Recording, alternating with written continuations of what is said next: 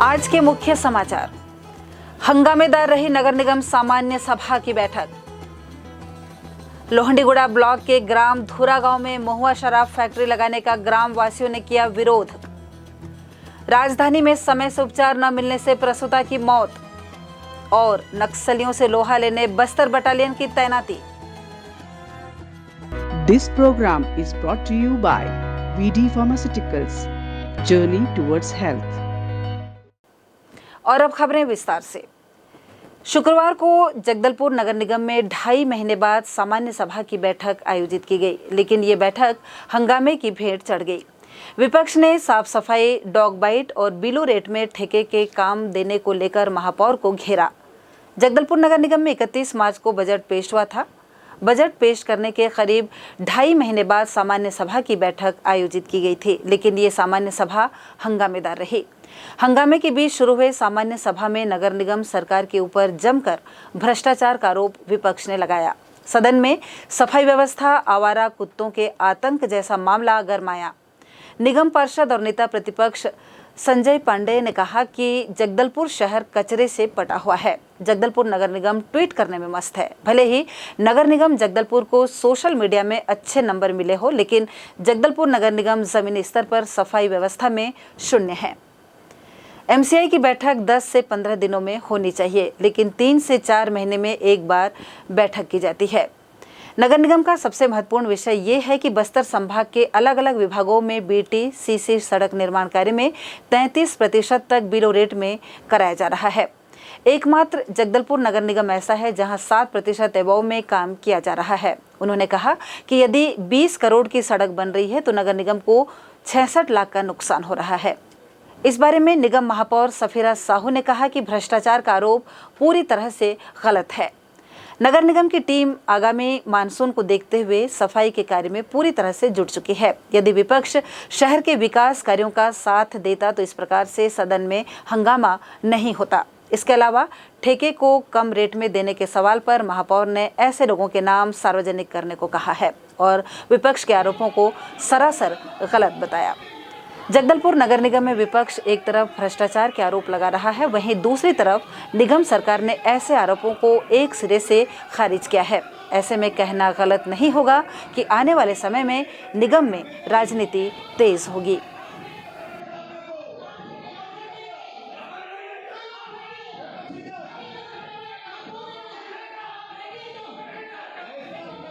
अब बस्तर जिले के लोहंडीगुड़ा ब्लॉक के ग्राम पंचायत धूरा गांव में शुक्रवार को एक विशेष ग्राम सभा बुलाकर सरपंच और सचिव ने ग्रामीणों को ब्लॉक के विकास के नाम पर ये जानकारी दी कि उनके गांव में एक महुआ शराब की फैक्ट्री लगने वाली है। ये फैक्ट्री दुर्ग निवासी शुभंकर चंद्राकर द्वारा लगाया जाना है, जिसका प्रस्ताव ग्राम सभा को प्राप्त हुआ है। इसकी जानकारी जब गाँव वालों को दी गई तो ग्रामीणों ने इसका विरोध किया। पेश है एक रिपोर्ट। जिले के लोहंडीगुड़ा ब्लॉक अंतर्गत घूरा गांव पंचायत में शुक्रवार को विशेष ग्राम सभा बुलाकर सरपंच और सचिव ने ग्रामीणों को जानकारी दी कि उनके ग्राम पंचायत में एक महुआ शराब फैक्ट्री लगाने दुर्ग निवासी शुभांक चंद्राकर द्वारा प्रस्ताव दिया गया है। जिले के लोहंडीगुड़ा ब्लॉक अंतर्गत धूरा गांव पंचायत में शुक्रवार को विशेष ग्राम सभा बुलाकर सरपंच और सचिव ने ग्रामीणों को जानकारी दी कि उनके ग्राम पंचायत में एक महुआ शराब फैक्ट्री लगाने दुर्ग निवासी शुभांक चंद्राकर द्वारा प्रस्ताव दिया गया है। इसके बारे में जानकारी मिलने पर ग्रामीणों ने असंतोष व्यक्त करते हुए इस महुआ शराब फैक्ट्री को लगाने पर विरोध किया। पिछले दिनों भाजपा द्वारा चित्रकूट जलप्रपात क्षेत्र में शासन द्वारा प्रस्तावित शराब बार खोले जाने का भी विरोध किया गया था। भाजपा के पूर्व विधायक लच्छूराम कश्यप ने विशेष ग्राम सभा में शामिल होकर महुआ शराब फैक्ट्री के प्रस्ताव को लेकर कांग्रेस सरकार को आड़े हाथों लिया। उन्होंने कहा कि कांग्रेस बस्तर में शराब की फैक्ट्री और बार खोलकर यहां का माहौल खराब करने और यहां के युवाओं को शराबी बनाकर उनका भविष्य खराब करने की चाल चल रही है। इसका हम पुरजोर विरोध करते हैं। धूरा गांव में विशेष ग्राम सभा में महुआ शराब फैक्ट्री के लिए शुभांग चंद्राकर के पत्र पर चर्चा हुई, जिसमें उन्होंने ग्राम पंचायत धूरा गांव में एक महुआ शराब डिस्टिल उद्योग लगाने के लिए पंचायत के अनापत्ति प्रमाण पत्र दिए जाने के बारे में कहा था। ग्राम सचिव बासुराम कश्यप द्वारा उस पत्र को पढ़कर ग्रामीणों को सुनाया गया, जिसे ग्रामीणों ने एक सुर में नकार दिया।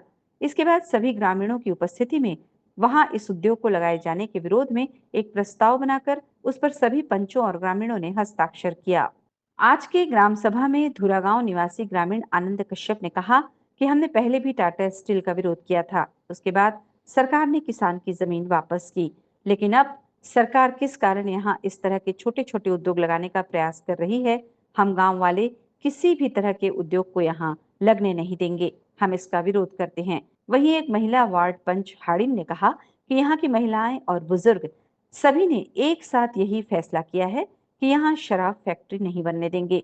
ग्रामीण जय सिंह बघेल ने कहा कि हम लोग कई बार कलेक्टर साहब को जमीन के कागज में त्रुटि सुधार के लिए आवेदन दे चुके हैं, उसके बाद भी आज तक हमारे लिए कोई सुनवाई नहीं हुई। एक बाहरी व्यक्ति यहाँ शराब उद्योग खोलने के लिए आवेदन करता है, उसके लिए गांव में कलेक्टर और बड़े बड़े अधिकारी आने के लिए तैयार हैं। इससे समझ में आता है कि सरकार गरीबों के लिए कितना सोचती है। पूर्व सरपंच महंगूराम कश्यप ने भी शराब उद्योग का विरोध किया।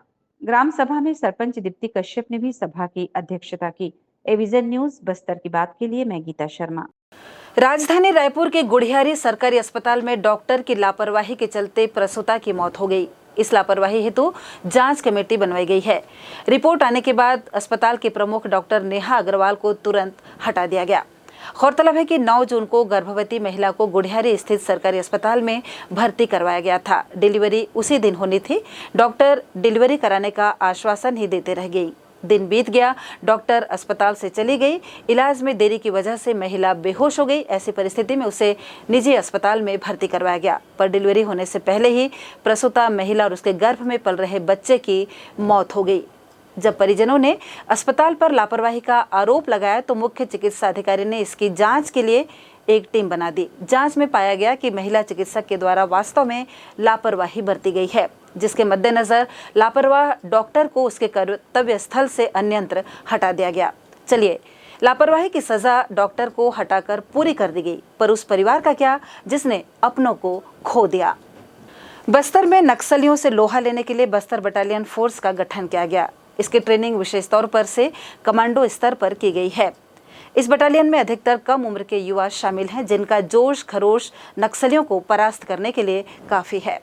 कमांडो ट्रेनिंग में कड़ा प्रशिक्षण लेकर जब ये अंदरूनी क्षेत्र में जाएंगे तो निश्चित ही अपने मंसूबों में कामयाब होकर ही लौटेंगे। एक रिपोर्ट। कांकेर में बस्तर फाइटर्स की 47 दिन की कमांडो ट्रेनिंग पूरी हो गई है। फायरिंग रेट, आरओपी, पेट्रोलिंग की ट्रेनिंग लेने के बाद अब इन फाइटर्स की तैनाती अपने जिले में की जाएगी, जहां ये नक्सलियों से सीधा मुकाबला करेंगे। नक्सलियों से लोहा लेने के लिए बस्तर संभाग के अलग अलग जिले के युवाओं की कमांडो टीम तैयार हो गई है। 47 दिन की एडवांस ट्रेनिंग के बाद शुक्रवार को बस्तर फाइटर्स को ट्रेनिंग दी गई। इस ट्रेनिंग के साथ अब ये जवान नक्सलियों से लड़ने के लिए तैयार हो गए हैं। छत्तीसगढ़ में बस्तर का नाम सुनते ही लोगों के जहन में जो पहली तस्वीर सामने आती है वो है नक्सलवाद। बस्तर में नक्सलियों से मुकाबला करते हुए अपनी जान की बाजी लगाकर ये सुरक्षा बल के जवान लोगों की रक्षा कर रहे हैं। इनमें अब बस्तर फाइटर्स का नाम भी शामिल हो गया है। डीआरजी और आंध्रा की ग्रेहाउंड्स फोर्स की तरह ही छत्तीसगढ़ में नक्सलवाद को खत्म करने बस्तर फाइटर्स के जवानों को तैयार किया गया है। बस्तर से चुने गए लगभग 640 बस्तर फाइटर्स को पुलिस की बेसिक ट्रेनिंग देने के बाद नक्सलियों के खिलाफ गुरिल्लावार पैटर्न से लड़ाई लड़ने के लिए 47 दिन की एडवांस ट्रेनिंग दी गई। कांकेर के जंगलवार कॉलेज में युवाओं ने कठिन ट्रेनिंग ली। 2 मई से शुरू हुई इस ट्रेनिंग में जवानों को firing, raid, ROP, patrolling, ambush, MCP, bomb से बचने, सिविक एक्शन की विशेष ट्रेनिंग दी गई। 16 जून को ट्रेनिंग खत्म होने के बाद जवानों को मैदानी जंग में भेजने से पहले बम ब्लास्ट और बंदूक की गोलियों की गूंज की दहशत खत्म करने का डेमो दिया गया। 5 फीट ऊपर से ट्रेनर्स ने एलएमजी से गोलियां चलानी शुरू की। जवानों के आगे बढ़ने के दौरान कई आईडी ब्लास्ट किए गए। 100 की संख्या में फायरिंग रेंज में उतरे फाइटर्स ने गोलियों और आईईडी ब्लास्ट के बीच अपना ऑपरेशन जारी रखा। इस दौरान 2 जवान मामूली रूप से घायल भी हुए, लेकिन इनके हौसले कमजोर नहीं हुए और जवानों ने आगे बढ़ते हुए डेमो ट्रेनिंग पूरी की। बस्तर के इलाके के युवाओं को चुनकर नक्सल ऑपरेशन के लिए भेजा जाएगा। इन फाइटर्स की 47 दिन की ट्रेनिंग खत्म हो गई है। बस्तर के युवा काफी जाबाज हैं। अब तक यहाँ जितने भी जवान आए उनसे कहीं ज्यादा काबिलियत इनमें है। इन युवाओं ने बहुत इंटरेस्ट के साथ युद्ध की ट्रेनिंग ली। फाइटर्स के मन से फायरिंग और ब्लास्टर का डर खत्म करने के लिए बैटल इनोकुलेशन की ट्रेनिंग की गई। ये जवान अब पक गए हैं। पूरे जोश के साथ बस्तर फाइटर्स में अपनी ट्रेनिंग पूरी की। पूरे जोश के साथ बस्तर फाइटर्स ने अपनी ट्रेनिंग पूरी की। छत्तीसगढ़ में इस समय भीषण गर्मी से हाल बेहाल है। पारा 42 से 25 डिग्री के आसपास चल रहा है। पारा 42 से 45 डिग्री के आसपास चल रहा है। इस गर्मी में जहां लोग घर से निकलने में कतराते हैं, ऐसे समय में बस्तर के जवान कड़ी धूप में नक्सलियों से लड़ने के लिए खुद को तैयार कर रहे हैं, ताकि नक्सलियों से लड़कर अपने लोगों की रक्षा कर सकें। बस्तर फाइटर्स को आईईडी का डेमो देने के लिए जंगलवार कॉलेज के ही एक्सपर्ट ट्रेनरों ने आईईडी तैयार की थी। इसमें मात्र 200 ग्राम ही बारूद भरा गया था। डेटोनेटर लगाकर उसमें विस्फोट करने बैटरी से कनेक्ट किया गया था। आईईडी में सुरक्षा को देखते हुए लोहे के टुकड़े, छर्रे या स्प्रिंटर आदि नहीं भरे गए थे। ब्लास्ट होने के बाद इसके आसपास से उड़ने वाली गिट्टी ने जवानों को गंभीर रूप से घायल कर दिया, जिसके बाद उन्हें इलाज के लिए अस्पताल भेजा गया। एविजन न्यूज बस्तर की बात के साथ मैं गीता शर्मा। भारतीय जनता पार्टी के नेता और छालीवुड के अभिनेता अनुज शर्मा भैंसाथान में आयोजित भारतीय जनता पार्टी के संयुक्त मोर्चा सम्मेलन में शामिल हुए, जहां भटगांव विधानसभा क्षेत्र के भारतीय जनता पार्टी के सभी मोर्चों के पदाधिकारी और कार्यकर्ता मौजूद थे।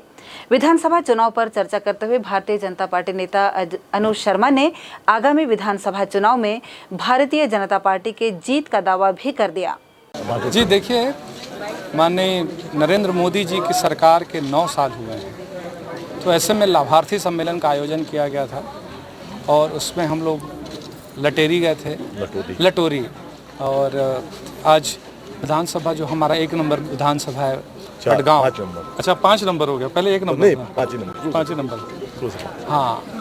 तो जो भटगांव विधानसभा है वहाँ आज हम लोगों के कार्यकर्ताओं के साथ, यानी सारे मोर्चाओं का एक साथ हमारा सम्मेलन था, जिसमें मैं शामिल हुआ और वहाँ पर लाभार्थियों से मुलाकात हुई, उनसे बात करने का मौका मिला। और जो हमारा एक अभियान चल रहा है 30 मार्च तक, जून तक जो हमारा एक अभियान चल रहा है कि अभी लगातार 9 साल की जो उपलब्धियां हैं उसे लोगों तक पहुंचाने के लिए, तो उस कार्यक्रम के दौरान मैं यहाँ आया था और यहाँ के कार्यकर्ताओं का उत्साह, यहाँ के संगठन का उत्साह देखकर ये लग रहा है कि आने वाले चुनाव में भारतीय जनता पार्टी को यहाँ ज़बरदस्त सफलता मिलेगी। यहाँ लेते हैं हम एक छोटा सा ब्रेक और ब्रेक के बाद हाजिर होते हैं अन्य खबरों के साथ।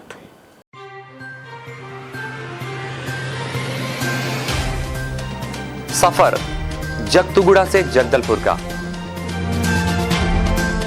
नित नई करवट लेता शहर हमारा, चौक चौराहों से होता हुआ विकास की गाथाएं गढ़ता बस्तर हमारा। कई रंगों से सराबोर कितनी ही कहानियों को समेटे, कहीं विकास के सोपान तो कहीं सरकारी दावे और उनका सच।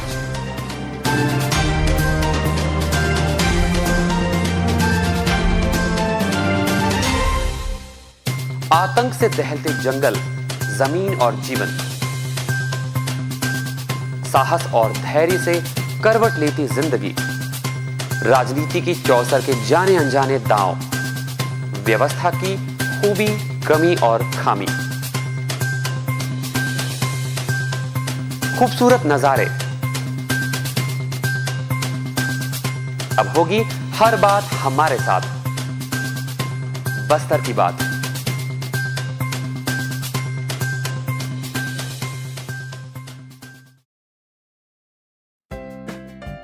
देश की जानी मानी इंटरनेट प्रोवाइडर कंपनी रेलटेल अब अपने शहर जगदलपुर में उपलब्ध। केबल टीवी और ब्रॉडबैंड पाइए एक साथ, बेहतर सर्विस, शानदार गुणवत्ता, हमेशा एक जैसी स्पीड यानी 100 Mbps। लॉन्चिंग अवसर पर पाइए विशेष छूट, राज्य के शासकीय कर्मचारियों हेतु 10% की छूट, साथ ही रेलवे कर्मचारियों के लिए विशेष छूट का प्रावधान।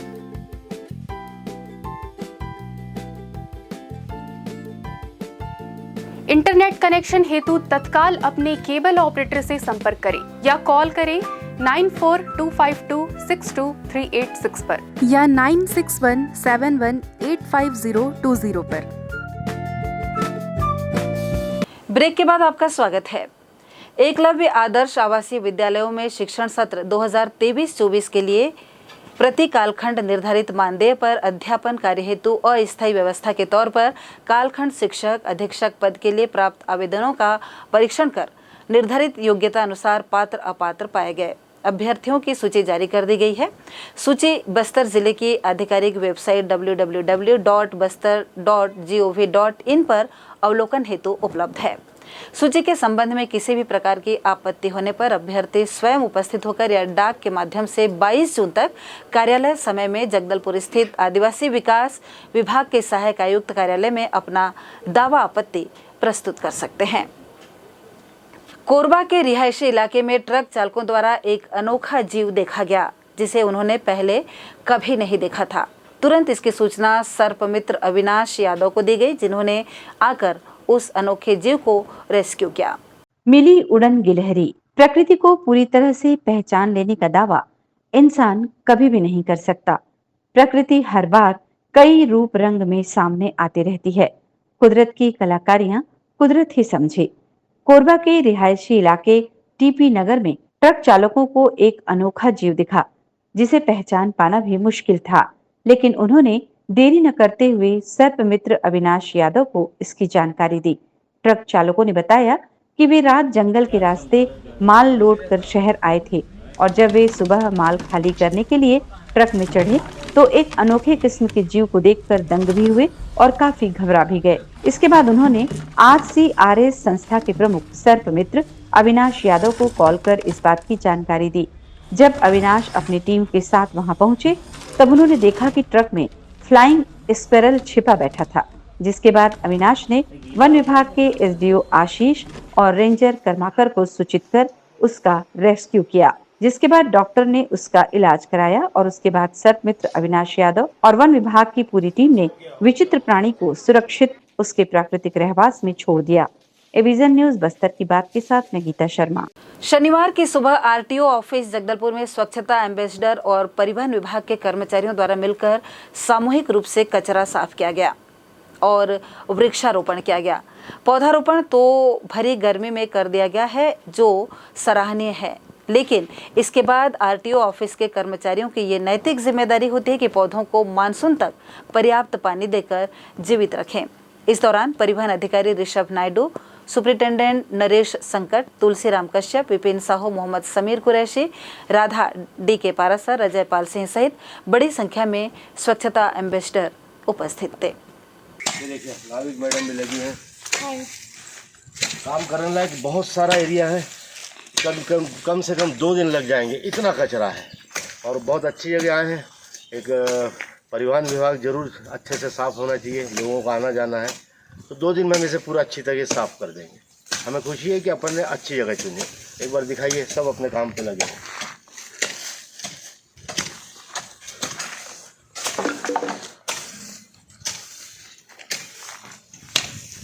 जिंदगी हमेशा से ही एक लंबी घुटन नहीं होती।